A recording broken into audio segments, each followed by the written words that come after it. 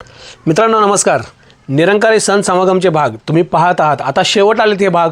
डिग्रजचा कृष्णकाठी मित्रांनो, या चॅनलवर मी काही ना काही प्रयत्न करून चांगल्यातला चांगला कंटेंट, माहितीचा किंवा मजेशीर कंटेंट आपल्यासाठी आणायचा प्रयत्न करतोय. आता मित्रांनो सुरुवातलाच मी एक म्हणजे म्हणतात ना माणसाचं की शिक्षण कधीच वाया जात नाही. खरं आहे बरं का. माझा ADIS नावाचा कोर्स झाला आहे. ADIS advance diploma in industrial safety. अतिशय बऱ्यापैकी अवघडच कोर्स असतो तो. तर त्या कोर्सचा मला मित्रांनो फायदा झाला. आज मी एक सुरुवातीला जी तुम्हाला माहिती सांगणार आहे या कोर्सच्या फायद्यासंदर्भात झाला आहे की मला बघून ते लक्षात आलं की हे काय आहे. सामान्य लोकांना कोणाला कळणार नाही, पण मी तुम्हाला आता ही माहिती सांगतोय आणि तो कोर्स केल्यामुळे मला हे सांगण्याचा मित्रांनो योग आला. तर आता सुरुवातीला हे जे सांगतोय हे ऐका. पर्यावरणासाठी किती लोकांनी घातक प्रमाणे हे चालू केले आणि त्याच्यानंतर आपला निरंकारीचा पुढला भाग आहे आणि ते भाग संपल्यानंतर अतिशय जबरदस्त आणि मी प्रयत्न करून खूप छान भाग आणणार आहे. डिग्रजचा कृष्णकाठ पाहत चला, पोहत चला, खुश राहा, सुरक्षित राहा, हे महत्त्वाचं.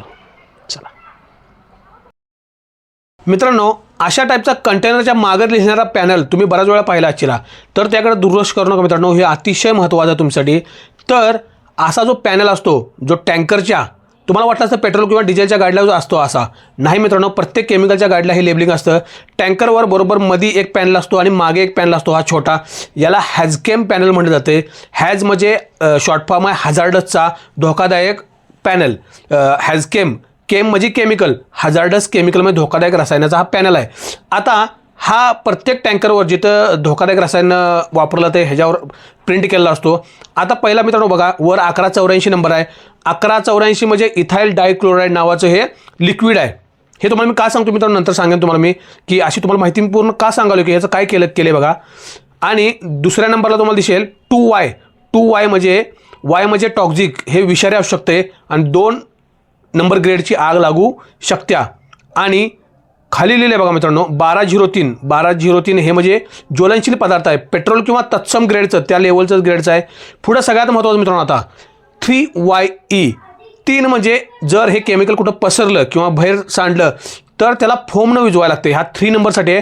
त्याला फोमचा वापर करून विझवायचा असतो. Y म्हणजे हे टॉक्झिक आहे, म्हणजे विषारी आहे. आणि E म्हणजे इव्हॅक्युएशन, म्हणजे हे जर जिथं पसरले त्या भागातून लोकांना बाजूला काढावं लागते, म्हणजे तिथून लोक हलवायला लागतात. अशा प्रकारे विषारी केमिकल आहे. आणि खाली तर काय इमर्जन्सी कॉन्टॅक्ट नंबर तुम्हाला दिसतोय, पोलिसाचा नंबर, फायरचा नंबर. आणि या साईडला जे आहे आगीचं चिन्ह आहे. आणि त्या खाली लिहिलं आहे की जर हे केमिकल सांडलं तर पेशंट ॲडवाईस असते की चांगल्या पाण्याने धुवा, जास्त प्रेशर मारू नका किंवा कोरड्या कपड्याने धुवा. अशा प्रकारे ही सूचना आहे. तर हे मित्रांनो तुम्हाला का सांगतोय तर बघा मित्रांनो, हे केमिकल आता आपल्या डिग्रजच्या कृष्णाकाठी एका ठिकाणी वड्यात सोडलं जाते. अशा प्रकारे मित्रांनो तुम्हाला कुठंही केमिकल सोडलेलं दिसलं तर त्याला विरोध करा. मी यांना विचारलं पण याने मला काही दाद दिली नाही. मित्रांनो मला ही जे नॉलेज आहे हे नॉलेज तुमच्यापर्यंत पोहोचावं म्हणून मी आता हा व्हिडिओ केला. आणि निरंकारी सण समागमचे भाग मित्रांनो चालू आहेत. आता हा पुढला भाग पहा. आणि अशा टाईपचं मित्रांनो कुठं दिसलं तर सावध व्हा, कारण की हे अतिशय घातक रसायन आहे. तर विचार करा, हे म्हणजे सगळेच असे कुठे तर बरं आता हे करतात का तुम्हाला सांगतो मित्रांनो. हे असं करतात का, असं सोडतात का. तर कंपनीमध्ये ETP नावाचा एक सेक्शन असतं, इफ्लुएंट ट्रीटमेंट प्लांट म्हणते त्याला. त्या प्लांटमध्ये जे हजार्डस किंवा धोकादायक केमिकल जे असतात ना, ती केमिकल त्या प्लांटमध्ये निवळली जातात, म्हणजे शुद्ध केली जातात आणि मगच ती पर्यावरणात सोडायला असतात. असा ह्याचा निर्णय आहे तो. PCBचा रिपोर्ट आहे, MPCBचा रिपोर्ट आहे तो, महाराष्ट्र पोल्युशन कंट्रोल बोर्डचा. आणि यानुसार त्यांना ते वागावं लागतं. आणि वागायचं म्हणजे त्या पोल्युटंटला, म्हणजे त्या प्रदूषणाला खर्च करायला लागतो. त्याचं शुद्ध करायसाठी खर्च करायला पाहिजे. तो खर्च करायला नको, खर्च वाचावा म्हणून कंपन्या काय करतात, सिंपल उपाय, सरळ कुठल्याही पाण्यात सोडतात. सिंपल मित्रांनो, पुराच्या पाण्यात सोडून दे, पुराच्या पाण्यात सोडता सोडा, कुठल्याही पाण्यात सोडतात. हा अतिशय घातक असतो मित्रांनो. आणि अशा प्रकारे तुम्हाला टँकर दिसला तर ते तक्रार देखील करा, नोंदवा आणि सगळ्यांना सांगा. कारण की ॲक्वॅटिक लाईफ म्हणजे मरीन लाईफ, जी पाण्यातली लाईफ आहे ती देखील त्यांना डिस्टर्ब होणार. प्लस मित्रांनो ते पाणी पुन्हा मेन स्ट्रीमला जाणारच आहे, नदीमध्ये जाणारच आहे. आणि मेन स्ट्रीमपासून आपल्या डायजेशन म्हणजे आपल्या पचनसंस्थेपर्यंत पुन्हा आणि येणारच आहे. अशा प्रकारे मित्रांनो हे पर्यावरणाला घातक असते. तर अशा प्रकारे इफ्युलेंट म्हणजे प्रदूषण कुठेही सोडू नका, त्याची प्रोसेस करूनच हे करा. भले कंपनीला खर्च होऊन दे, कंपन्या खर्च वाचवायसाठी लोकांच्या जीवाशी खेळतात, असाचा प्रकार आहे. तर मित्रांनो हा भाग आता समजला असेल तुम्हाला मला काय सांगायचं आहे.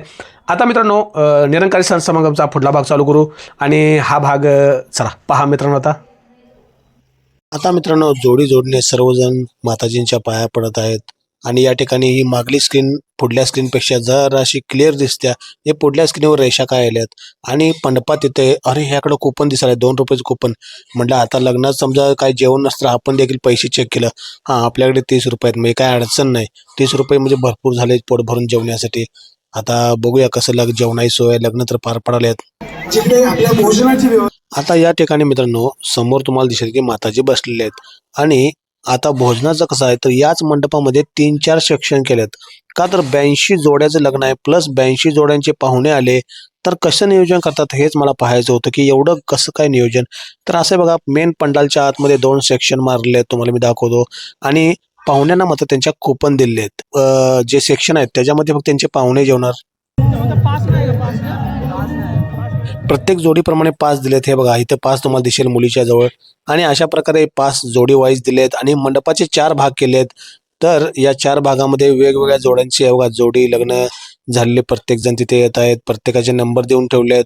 आता नंबरिंग कसं आहे ते तुम्हाला पुढे दिसेल. मेन पंडालमध्ये दोन्ही बाजूला सेक्शन केले आहेत.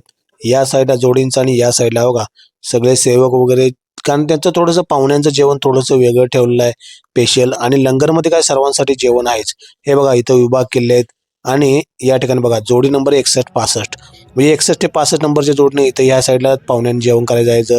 अशा प्रत्येक विभागाच्या जोड्या केल्या आहेत त्यांनी आणि त्याप्रमाणे निम्मा पूर्ण पंडालचा थोडा भाग प्रत्येकाला देऊ केला आहे आणि त्याच्यामध्ये अतिथीगणांसाठी जेवण हवं 31 ते 35 असं या साईडला आणि या साईडला मेन पंडालमध्ये 2 साईडला विभाग केलेत.